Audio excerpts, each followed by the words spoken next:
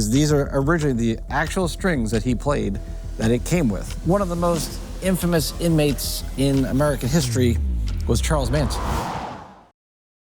This is the ultimate McLaren ever produced, which is saying something. So do you keep it forever? What is forever? I don't know. But for me, here's another thing. Because of its price point, it sort of forces me to keep the car much longer than most because I can't readily sell this car very easily. Right now, there's only about 7 for sale across the country.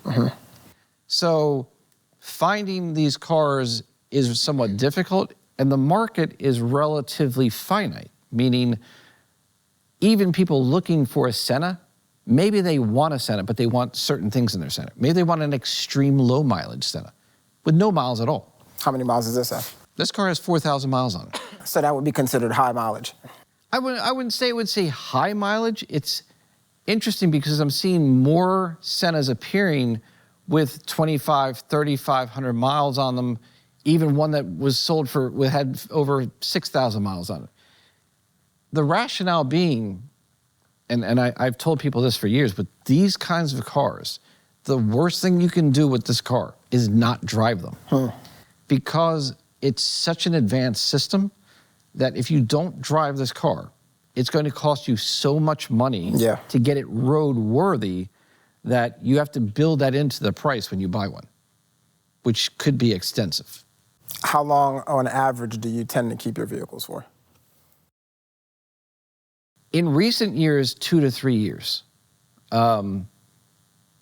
It depends. Like, I might buy a car, and if that car pops in value, and like you said, if I don't have the emotional attachment to it, I owned what could have been deemed my dream car, my poster car in my room. It was a Lamborghini Countach. I aspired to own that car for years, and I finally obtained a red anniversary edition with a tan interior. Like, to me, like, one of the better running cars of the Countach line. What was it going for at that time when you got it? They were selling for oddly enough, they were selling in like the 350 range. What are they going for now? They're selling for about 600,000. It's crazy. For whatever reason, you have to remember COVID happened, and then certain cars spiked for some reason. Other cars sort of flatlined, like the SLS Mercedes with the gull-wing doors. That car has largely flatlined. Do I think the SLS is a fantastic investment? I do. It's a great running car. It's an AMG engine, relatively low production at about 4,000 overall units. And it's got the gull-wing doors, which is always going to be a harken back to the 300 SL kind of thing. That's a great car to get in. It's never not going to be a good car to get into.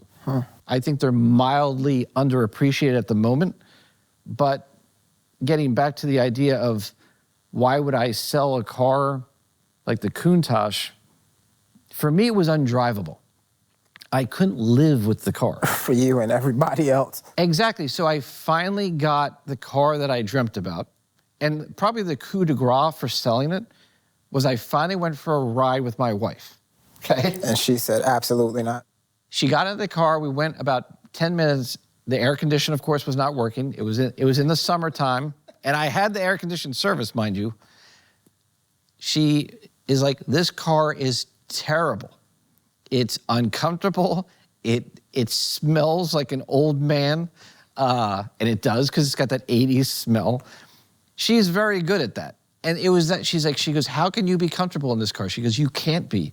And I'm like, you're right, I'm not comfortable in this car. She's like, why would you own this car? So in a way, she sort of snapped me into my personal enjoyment of the car was only in the satisfaction that I owned the car of my dreams, not that I actually enjoyed it. So I met my hero, and my hero sort of failed me. Gotcha. That's my personal opinion. Some people love the car, but for me, it just was not the car for me, so I sold it. So you typically drive all of the cars that you've... I do. That you bought. Mileage does not scare me. But you buy them from an investment perspective. Right. I think in the collector world, we've got into this weird notion that a car has no miles, it has no issues. That's the wrong thing to understand. I am big with investing into a car to make sure that when the car leaves me, and anybody who knows me knows this, that this car will leave me better than I found it. Every car I own leaves better than I found it. And if that's the worst thing I leave on this planet, that I've given a car new life, well, that's not a bad place to be. For investing, it's something that you have to decide whether or not that's something you want to do, is care for a car that you're emotionally attached for, and whether that cost analysis is going to work for you. How much do you get invested? Because sometimes investing in a car will actually bring the value up. We see this all the time, like a Ferrari Dino, for example. Great car, usually in terrible shape. 99% have been repainted. If this car was repainted tomorrow, it would probably lose a third of its value. Absolutely. Because it's too new to paint. But an older car that needs to be restored, the collecting general world will say, all right, not bad. A new Ferrari Dino that's been painted 9 times? I mean, who cares? It used to be plum colored, now it's red. Nobody really cares. It's just that there's about 4,000 Dinos out there. It's a special car, it's a beautiful car, and that's something that is always collectible. A beautiful car that everybody agrees is always a beautiful car is something that is going to aspire someone to want to collect it. This is a polarizing car. Many people will look at this car and say, that is the ugliest thing I've ever seen. I don't know how. I think that you can be in front of people who know absolutely nothing about cars, and it just immediately draws you in. There's nothing like it. I mean, there really isn't. All McLarens have, you know it's a McLaren if you know cars when you're looking at it. All McLarens, kind of the 720s kind of look like the 765s unless you know what to look for. This looks like something else entirely that clearly stands out from the rest of the line. I mean,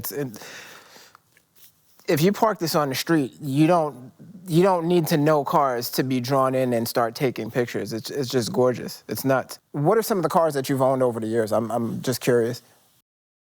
I've owned everything from a Lotus Elise to Ferrari 308, 348, 355, 488. I've owned McLaren 5.7, 720S. I've owned Lamborghini Gallardos, Murciélagos. I've owned Alfa Romeos, the 4C, which I thought was a beautiful car. I think it's gorgeous. When it came out. I actually thought it was going to be a very collectible car. I actually bought the car brand new thinking this car is going to skyrocket. It's such a beautiful car. Then I realized after owning it for a few months, its lack of power steering, the fact that it didn't have a manual transmission, some of the things that people were looking for. Even though dual clutch transmissions were in vogue at the time, for whatever reason, that car just never really took off the way I thought it might take off. But I still think it's one of the more beautiful cars of the modern era design. It's just been a slew. I've owned an SLS Gullwing Mercedes. Porsches? Porsche. I've owned every G50 year that there is, 87, 89. I've owned 930s. I've owned GT3 RSs. I've owned a GT4 Cayman. I've owned all sorts of cars. Some of them I did well with, some I did not. Some I did very well with. It just depends. But what I did was I slowly built up my ability to collect cars using that idea, like, okay, I did well with one, I'm gonna buy the next one. All right, well, maybe I flatlined here, but I want to trade for this one. And I slowly bought, sold, trade, bought, sold, trade, bought, sold, trade over many years to get here. And that's sort of how the collection progressed. Wow, okay. When you first started, were you buying more than one car at a time? Like you are technically now? No. Or? No, I mean, the 308 was the first real car that I killed on. And then Like- you bought another one. Right. Right. So the 308 was really the first car where I think I paid 56 and sold it for 126. So now that might not seem like much, Not as much. but that'd be like buying this car and selling it for $2.5 million. Like that would be a hell of a buy. Clearly, you're realizing your profits from the cars. You purchase them, you enjoy them while you have it, which I think is absolutely incredible. I know a lot of people buy the cars, they're garage queens, and it never sees the light of day, and it just bounces, it trades hands, and nobody ever sees the car, really experiences it. So I love the fact that you actually you do enjoy them, and you take the time to put them on the road. But again, these are investments that you are flipping for all intents and purposes. Do you do that now with the other side of your assets, or those more buy and hold strategies when it comes to purchasing art, when it comes to the other stuff, the timepieces? I would have to say that certain ancillary investments I almost strictly hold long term, meaning I will hold them until I am not here anymore. What's the point of that? Protecting my estate, so to say, my family in a way. It insulates my family in a way that some other assets would not. There's certain asset classes like fine art that far exceed the stock market in their valuation. People don't realize that fine art is something that you might want to get into. But you have to appreciate fine art. The idea of just hopping into fine art, if you don't enjoy it, that's not going to make any sense, because you have to learn all the history and the nuances of buying just a single piece to make sure you're buying the right thing. That takes time, but that's what I did for many years. I invested my time. Are these things that you teach your family about so that, hopefully you live a very, very long time, but in the event that inevitably you pass, is that something that you want them to hold on to and it continues to appreciate? Or, do you feel, right now while you're living at least, right? Because when you're dead, you won't care. But, would you care if they sold it or not? Is it there for that, or is it really just there to be passed down from generation to generation and really not liquidated unless it's absolutely necessary? As you know, I struggle with the mortality issue. But I do find it an interesting topic about the legacy that we leave. I think my daughter is tired of me nonstop talking about making sure she's making right choices. Even the makeup she buys. Like, it might seem small. We go to Target, she's buying $9 worth of makeup. Might be small. But I ask her, is that the right choice for you? She's like, well, why do you say that? Well, maybe it's a name brand, or do you really need that name brand to get that look? And the idea being, she's like, even if she second guesses me, or she's like, Dad, why do you care? Why do you always care about that? At least it instills in her the idea of making a choice. Why do I make the choice to buy something? And maybe it's my OCD, maybe it's various things, but yes, there are certain things that will remain part of our estate, my wife and I, until we're no longer here to protect her, which I think families should do. If you're going to build an estate, a fancy word, have that estate protect those who fall under it. If my daughter wants to sell my Senna, then that's going to be her choice when she reaches the age that's legal to do so. Or my wife, or whoever it might be, if we decide that as a family we want to sell this car and retire with it, I don't know. Those are options to us. But we've gotten now to the point to where... Do you teach them the value of those things so that they're not selling, God forbid, the Senna for $600,000? My daughter probably can name more cars, more types of investing at the age of 14 than most people at the age of 34.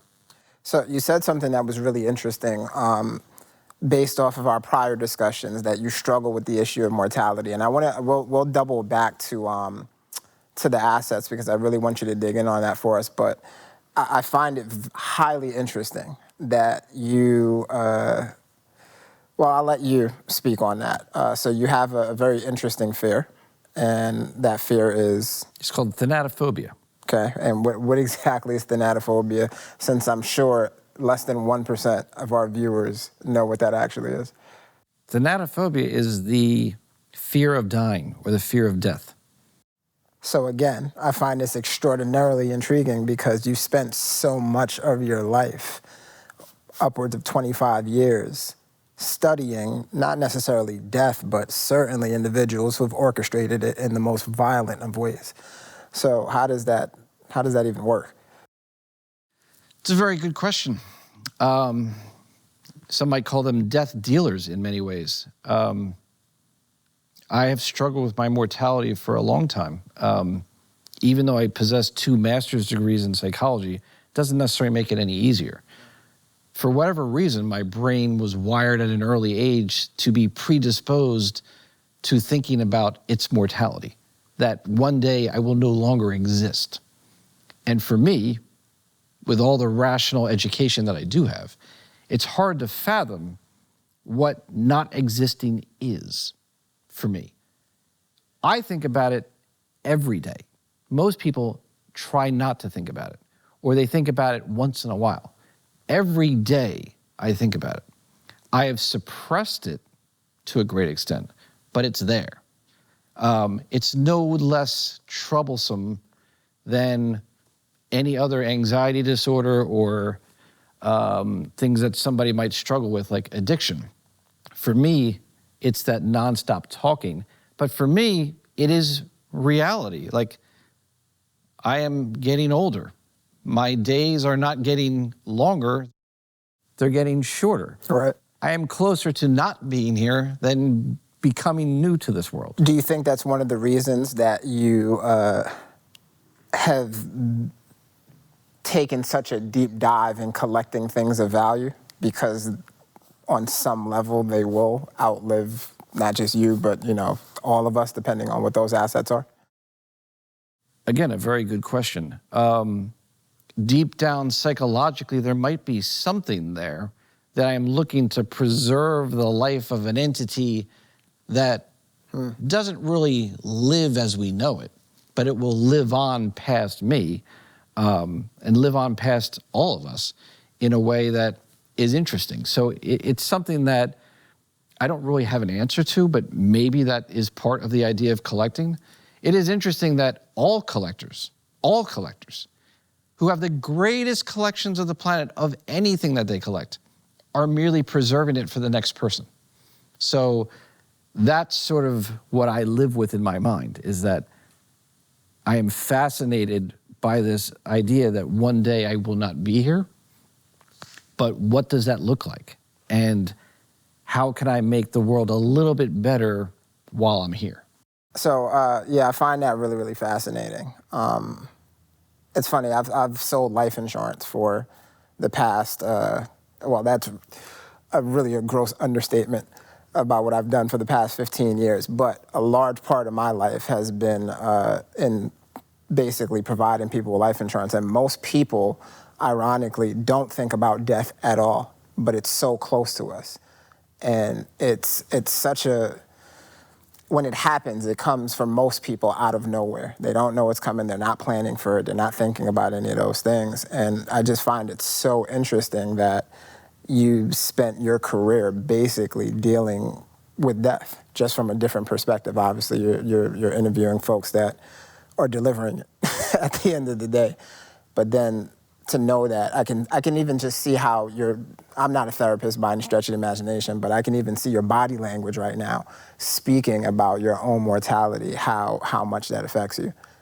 But then you're diving into areas where, not areas, but the psychology of a serial killer, the collection of dark art, which we'll get into right now, really. On set with us, you've got a very unique asset, so to speak, and I'm sure our viewers are going to have some mixed opinions as to whether or not that's an asset, but the idea of death is really showing up in many areas of your life. So tell us about this. So one of the most infamous inmates in American history was Charles Manson. And I got to know a relative of his very well, helped him out over the years since his passing. And with that, because we shared a lot together, he shared many things with me. And one of those things that he wanted to give me were the ashes of his grandfather, Charles Manson. And that's what's in this vial here. Included was the ring that he was wearing when he was cremated, that made it through the cremation process. As it relates back to your question about my mortality, the answer lies in my wanting to know, with many of these serial killers, when they took a life, did they ever see anything on the other side? Meaning, did they ever feel anything? And oddly enough, many of them have told me that when they took someone's soul, a part of their soul went with them. So that's what allowed them to slowly become numb to what they were doing. Over time, the more lives they took, the less remorse they had. So it became almost this compounding thing that as they were killing people and taking lives, they slowly lost compassion for all human beings whatsoever. And the need to kill was outweighing anything else. After a while, they were almost killing for really no reason, which is often why serial killers get killed. They sort of get sloppy rather than sharp police work. And the serial killer has lost their sense of why they're doing something. Ted Bundy is a classic example. His final victim was only 12 years old, which so deviated from his normal victim that it went to show that he was going just out of control. Everything that he had intentionally done, all the types of victims he had prior to that didn't match. Wow. So as to your question about mortality, I think I sort of chase it through them, trying to figure out if they see or have seen life on the other end, because they're taking a life. Have they felt a soul leaving them? And some have said yes, which is sort of relieving to me in a way, as horrible as the incident was. We're all here in many ways to know, do we go on? Many people think when the light goes out, that's it, it's over. And others have built magnificent mausoleums and churches on every corner, believing that eternity happens. Somebody's right, somebody isn't. It's a fascinating thing to think, what is next? And I've struggled with that. As it relates to investing, I think it's important to plan. And you know very well how far I've planned. It's important to plan now and even for what may come, right? We know death is coming for all of us. And I've planned already for that to happen. So it's one of those things where I don't want to burden my family with anything more than necessary. Right. So the need, the compulsion to make sure that I've taken care of myself and my family is obviously important to me. More so than, I would say, 99.99% of the planet. This idea of preparation in wealth is important to understand. I think if you want to boil down what are the three things that matter, I think relationships is huge. Whether it's a relationship with a local car dealer, a relationship with former people, like selling life insurance, the relationships you build compound, right? So often they spider out. And the people that we get to know help us further our what we want to do.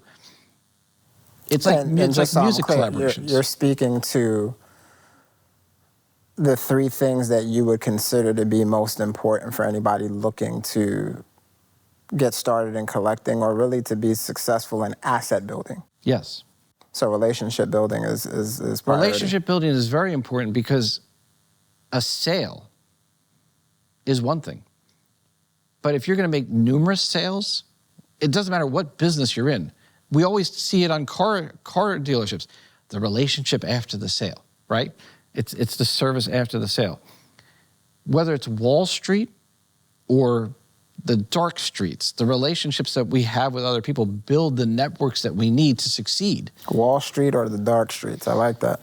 It really, I mean, if you think about all the relationships that you have in your life, they have what built the world around you. And it's important to not burn those relationships because you never know when those people might come back. Agreed. It could be a job that furthers your career, which furthers your ability to invest. So relationships to me are one of those things that you want to protect. Like all of my high school friends, all of them, my best friends are still with me. Wow. All of them. That's awesome. What's number two? Number two would be research. You have to do your research. You need to know what you are investing in before, during, and after. And the reason why after is if you're looking to sell that asset and you see that the market is starting to swing another way, you have to have faith in yourself to say, it's time to move that asset class. Just like we see on Wall Street right now. People are saying, well, get out of utilities or get into this, or maybe get into this market or get into that type of market. Having the ability, we've never had more ability to research something than we did today. This is true. So we have at our hands more than we ever had today than we did 5 years ago. Luckily, we live right at this moment, which is hard to think about. Right now has never been more important. Even just 2 seconds ago, this moment is more important. So the now is very present. You need to be present in your research to understand where the market might go. And that's in every market, whether it's Beanie Babies, all the way to McLaren Sennas, all the way to the house that you live in. What's number three? Number three, I would say, would probably be trust in yourself. You have to trust that you are going to make the right decisions. Whether it's going to be something that is a wrong decision or a profitable decision, an emotional decision. Many of these decisions for cars are emotional decisions, right? Absolutely. We're moved by something about the car. There's an emotional trigger for us that propels us to want to get into something. As you saw, like with the car, like there's an emotion that comes across with this particular car. Unless you've seen it or been in it or feel it or know the history of it, that matters. So again, I think those three aspects for me would be, your relationship, your research, and your trust in those things helps you to decide. And you gotta have that feeling like, I'm okay with this. I've done that. I've established my trust in myself. I've done this for a while. I'm good. I'm making the right decision, and I'm gonna go with it. That's my decision. And that's it. And there's a risk reward. I mean, that's how it is in investing. You just have to want to say, I'm gonna go for this. Three awesome points. Relationship building. We've got the value of research, which is very interesting because one of our other guests actually spoke about the value of research. And thirdly, the ability to have trust in yourself. See, one of the things I really appreciate about you, Anthony, is number one, how seriously you take the knowledge aspect of collecting things. How deeply, what's the word I'm looking for? Just how how deep your knowledge base is on literally everything. I learned more about the Senna in the time that we've spent together than in all the years combined since the car came out. I also really value, though, your keen eye for just specialty items, even down to the watch that you're wearing, right? So we know the Rolex Day Date is very, very popular, but that rose gold with the emerald green face is just, it's a notch above, you know what I mean?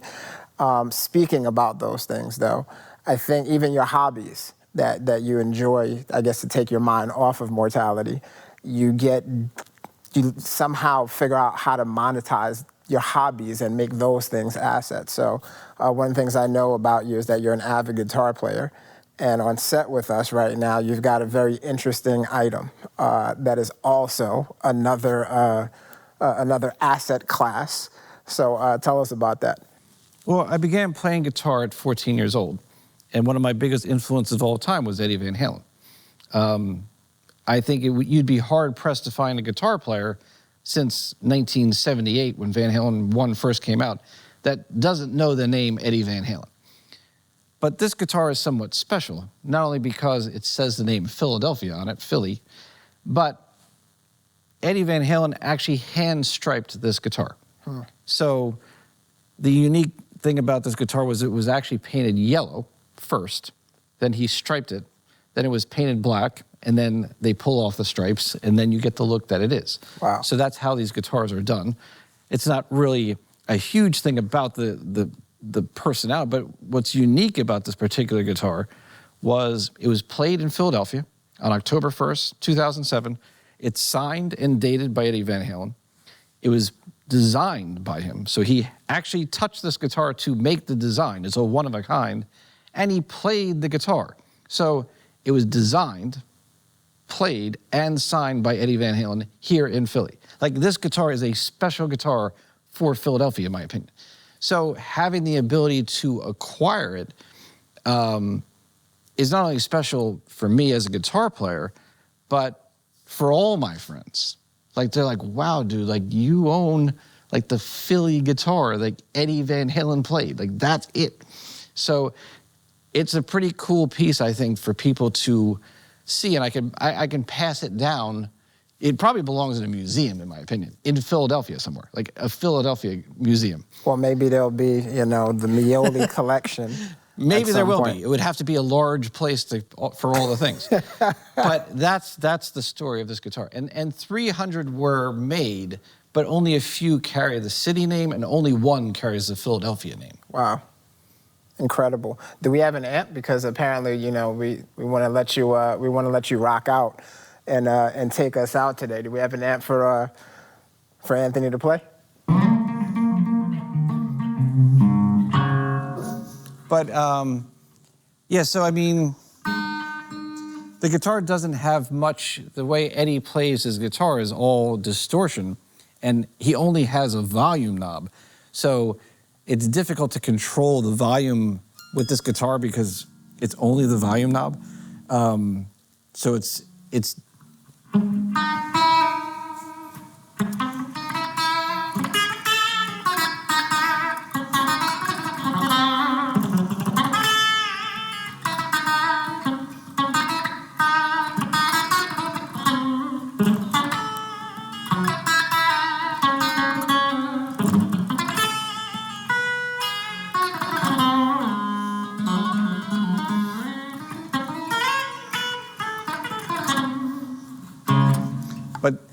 But yeah, if I had like my own kind of tone and my own kind of thing, I could control that. But because I don't have like the kind of, this is also his guitar, so it's set up like his. It's actually got a fairly thick neck to it.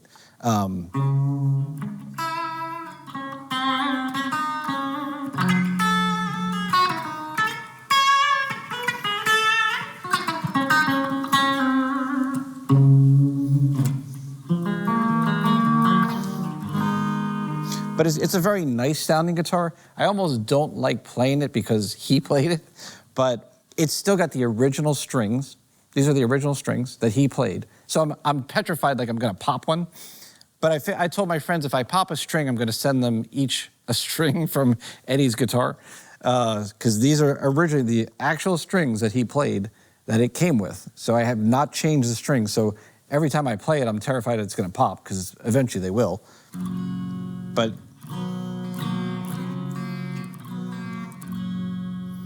it's a very sweet sounding guitar.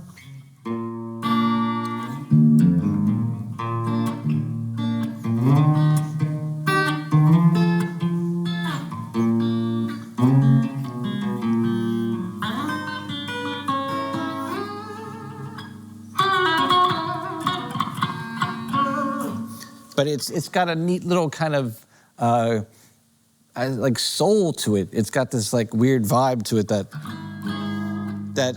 a lot of guitars don't have. I can't really explain it unless you're a guitar player, but it's got this interesting vibe to it that. You hear that, like that little tone to it that it's got? I gotta tell you something.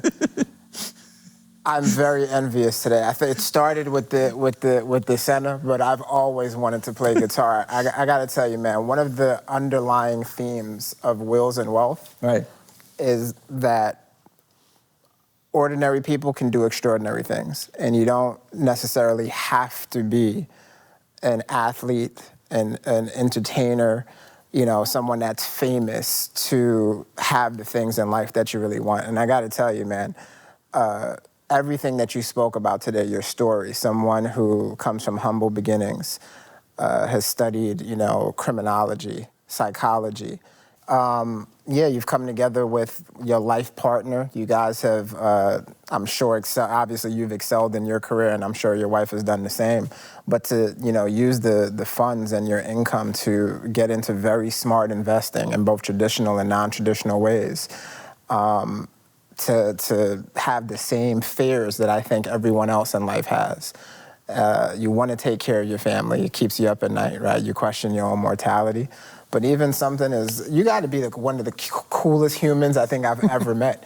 You know, to accomplish the things you've accomplished, they're not out of bounds for anyone. And I think that, to me, that's extraordinary. So I want to thank you so much for your time, and we cannot wait to have you back on, because there's so much we didn't cover in this episode, and we've got to do a part 2. Well, it's been an absolute pleasure to be on here, and I agree. I think that if you put in your time and your willingness to learn and the willingness to listen to others, you can help develop your portfolio, whatever that may look like, into something. And success can mean many things to people. It doesn't always have to be a fancy car. You define your success, and that is something for every person to decide, is what is most important to you. The one question I ask people as a therapist that's the hardest to answer is, are you happy? And if you can define happiness for me, I would love to hear it, because that is the hardest question for every person to answer. When you find your own personal happiness, that is what you need to go after, because that's all that you can seek in life that matters, is your own happiness. So if I wanted to leave anything for anybody, money does not buy happiness, but find your own personal happiness, and when you find that, define it and go find that, because that's what you have in this life, okay? Thank you, Anthony.